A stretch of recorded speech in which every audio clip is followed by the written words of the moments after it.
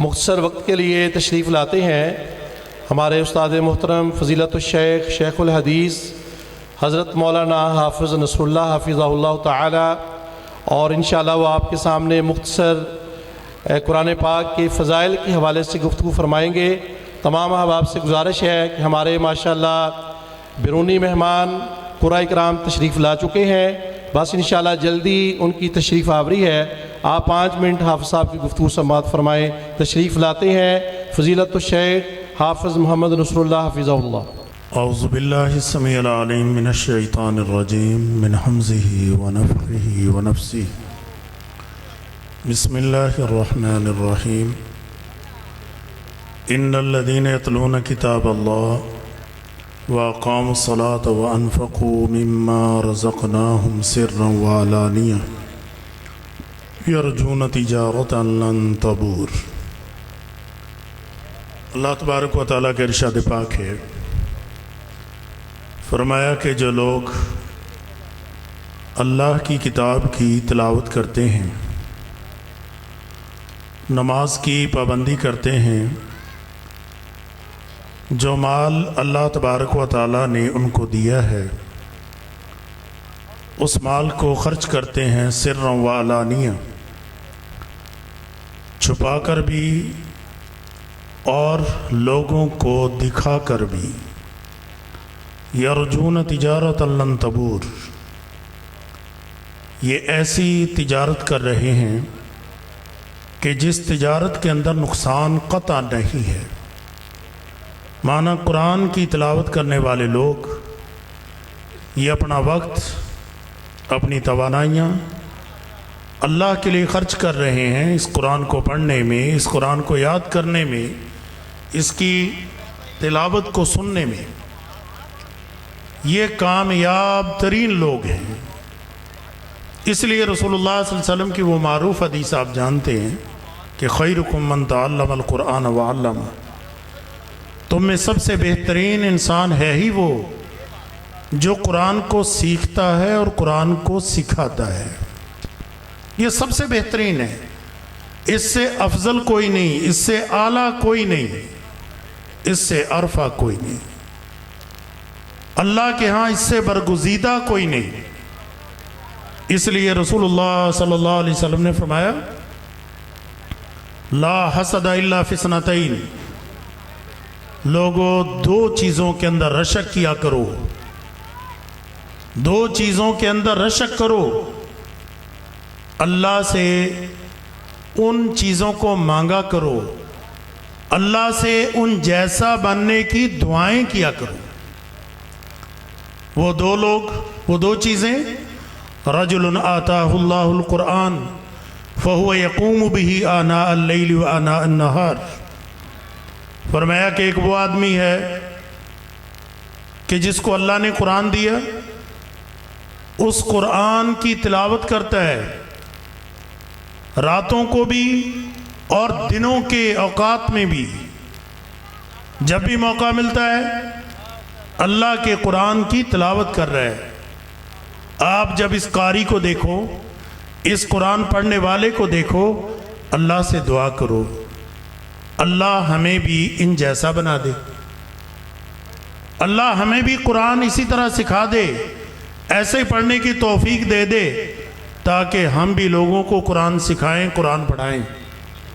وَرَجُلٌ آتَاهُ اللَّهُ مَالًا، ایک وہ آدمی ہے کہ جس کو اللہ تعالیٰ نے مال دیا، وہ مال کو اللہ کی راہ میں خرچ کر رہا ہے۔ آپ اللہ سے دعا کریں، اللہ ہمیں بھی مال دے دے، جیسے یہ تیری راہ میں صدقہ و خیرات کر کے تیری رضا کو، تیری رحمت کو حاصل کر رہا ہے، اللہ میں بھی ایسے کروں۔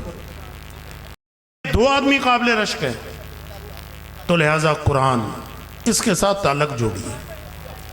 یہ قرآن ایسی عظیم کتاب ہے کہ اگر ہمارا اس سے تعلق جڑ جائے گا، اللہ تبارک و تعالی ہمیں دنیا میں بھی عزت دیں گے، ہمیں آخرت میں بھی عزت دیں گے۔ نبی مکرم علیہ الصلوۃ والسلام نے فرمایا، ان اللہ یرفع بہذا الکتاب اقواما ویضع بآخرین، اللہ تبارک و تعالی اس قرآن کے ذریعے سے بہت سی قوموں کو ترقی دیتے ہیں، اور بہت سی قوموں کو ذلت اور رسوائی کے گڑھے میں ڈال دیتے ہیں۔ اب ترقی کن کو ملتی ہے، عزت کن کو ملتی ہے؟ عزت ان کو ملتی ہے جو قرآن کو عزت دیتی ہیں، عزت ان کو ملتی ہے جو قرآن کو اہمیت دیتے ہیں، عزت ان کو ملتی ہے جو قرآن کے ساتھ تعلق جوڑ لیتے ہیں، قرآن والے بن جاتے ہیں۔ اور ذلت ان کو ملتی ہے جو قرآن کو اہمیت نہیں دیتے، قرآن کے ساتھ تعلق نہیں جوڑتے، بلکہ قرآن کے ساتھ بیگانوں والا سلوک کرتے ہیں۔ اللہ ایسی قوموں کو ذلیل کر دیتے ہیں۔ دیکھیے اللہ تبارک و تعالیٰ نے اپنے کلام پاک کے اندر ارشاد فرمایا لوگو وَمَنْ أَعْرَضَ عَنْ ذِكْرِي فَإِنَّ لَهُ مَعِيشَةً ضَنْكًا وَنَحْشُرُهُ يَوْمَ الْقِيَامَةِ أَعْمَى۔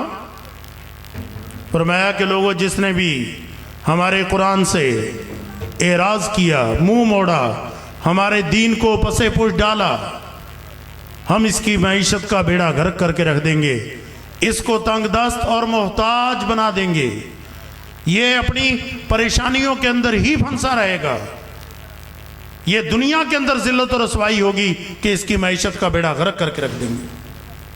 وَنَحْشُرُ يَوْمَ الْقِيَامَةِ أَعْمَى، اور کل قیامت کا دن ہوگا تو ہم اس کو اندھا کر کے اٹھائیں گے۔ دنیا کے اندر ذلت یہ ہے کہ اس کو اللہ بھکاری بنا دے گا، اللہ تبارک و تعالیٰ اس کو محتاج بنا دے گا، اس کی ضروریات ہی پوری نہیں، اور جب کل قیامت کا دن ہے تو اللہ اس کو اندھا کر کے اٹھائے گا، کہے گا ربی لما حشرتنی اعمی، اے میرے رب مجھے اندھا کر کے کیوں اٹھایا؟ لما حشرتنی اعمی وقد کنت بصیرا، میری تو آنکھیں ہی بڑی تیز تھیں، میری تو آنکھیں کمزور بھی نہیں ہوئی تھیں، میں تو چاند کی چاندنی میں چونٹی دیکھ لیا کرتا تھا، اللہ میری تو آنکھیں ہی بڑی تیز تھیں، لما حشرتنی اعمی، مجھے اندھا کیوں کیا ہے؟ جواب دیا جائے گا کذالک اتتک آیاتنا فنسیتها وکذالک اليوم تنسی، اتتک آیاتنا فنسیتها، تیرے پاس ہماری آیات، ہمارا قرآن آیا، تو نے اس کو بلا دیا، وکذالک اليوم تنسی، اور آج تمہیں بلا دیا گیا۔ جب تم نے ہمارا خیال نہیں کیا، ہمارے قرآن کا خیال نہیں کیا، ہمارے فرامین کا خیال نہیں کیا، تو ہم تیرا خیال کیوں کریں؟ تو یہ ذلت اور رسوائی کب ہے؟ کہ جب ہم قرآن سے بیگانے ہو جائیں، لیکن جب قرآن سے تعلق جوڑیں گے، اللہ دنیا میں یرفع بہذا الکتاب اقوام، اللہ ان قوموں کو عزت دیتا ہے۔ نبی علیہ السلام کو دیکھیں، صحابہ اکرام رضوان اللہ علیہ اجمعین اس قرآن کے ساتھ تعلق ہے، قرآن کے ساتھ جڑے ہوئے ہیں، اللہ تبارک و تعالیٰ نے بے پناہ فضل و احسان دنیا میں بھی اور آخرت میں بھی۔ عمر بن عبدالعزیز رحمۃ اللہ علیہ جب ان کو حکمران بنایا گیا تو انہوں نے حکم صادر فرمایا کہ ٹیکس ختم کر دیے جائیں، ٹیکس نہیں لینا ہے۔ جو وزراء تھے، مشیر تھے، آ گئے جناب علی، ملک کیسے چلے گا؟ ملک کے لیے ضروری ہے۔ فرمانے لگے اللہ نے صرف حکم قرآن کے اندر زکوٰۃ کا دیا ہے، زکوٰۃ ہے بس، زکوٰۃ کے علاوہ کچھ بھی نہیں۔ کہنے لگے جناب ملک نہیں چلے گا۔ فرمایا اگر کوئی ملک اللہ کی کتاب پر عمل کرنے سے نہیں چلتا تو ہمیں ایسا ملک چلانے کی ضرورت ہی نہیں۔ اللہ نے زکوٰۃ کا ہے بس زکوٰۃ، لوگوں کو کہہ دو کہ زکوٰۃ دو، زکوٰۃ کے علاوہ کوئی چیز ان سے نہیں وصول کرنی۔ نتیجہ کیا نکلتا ہے؟ ابھی 6 مہینے نہیں گزرتے، ہر طرف سے پیغام آ رہے کہ جناب بیت المال میں مال بہت جمع ہو گیا، آپ اپنے پاس منگوا لیجئے۔ فرمایا لوگوں کی ضرورتیں پوری کر دو، راستے بنا دو، پھلدار درخت لگا دو، مسافر خانے بنا دو، جس کی جو ضرورت ہے پوری کر دو۔ کہا جی سب کی ضروریات پوری کر دو، کوئی لینے والا ہی نہیں، لوگ زکوٰۃ لے کے گھوم رہے ہیں، زکوٰۃ وصول کرنے والا کوئی نہیں۔ اللہ کے بندو یہ فضل و رحمت کس بنیاد پہ؟ یہ اللہ کی کتاب پر عمل کرنے کی وجہ سے۔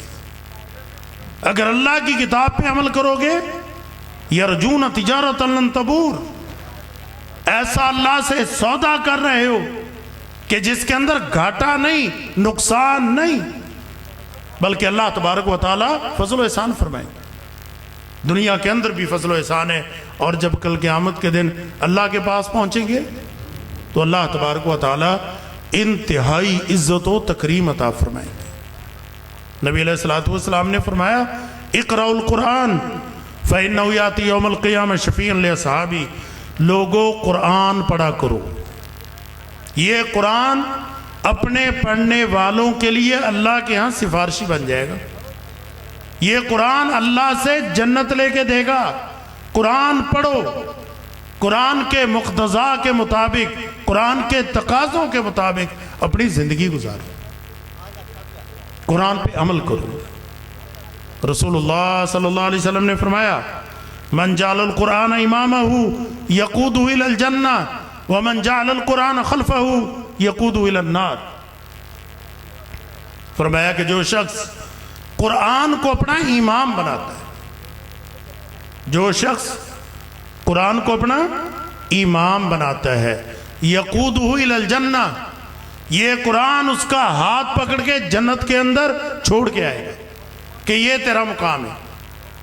वमन जालल कुरान खल्फहु यक़ूदुहु इलन नार, और जो शख्स कुरान को अपने पीछे छोड़ देगा, कुरान का इमाम खुद बन जाएगा, यक़ूदुहु इलन नार, ये कुरान उसको पकड़ के जहन्नम के अंदर फेंक कर आएगा।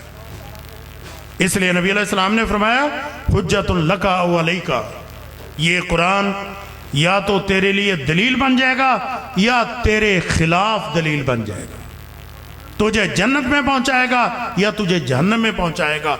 अल्लाह के बंदो, किन को जन्नत में पहुंचाएगा? जिन्होंने कुरान को अपना इमाम बनाया।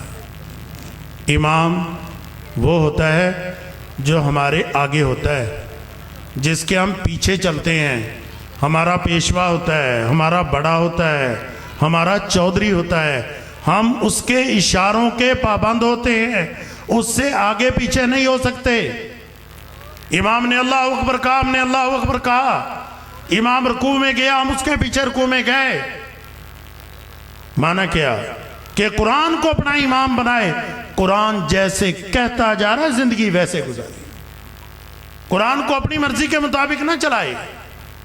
अल्लाह के बंदो, आज हम कुरान को अपनी मर्जी के मुताबिक चलाते हैं।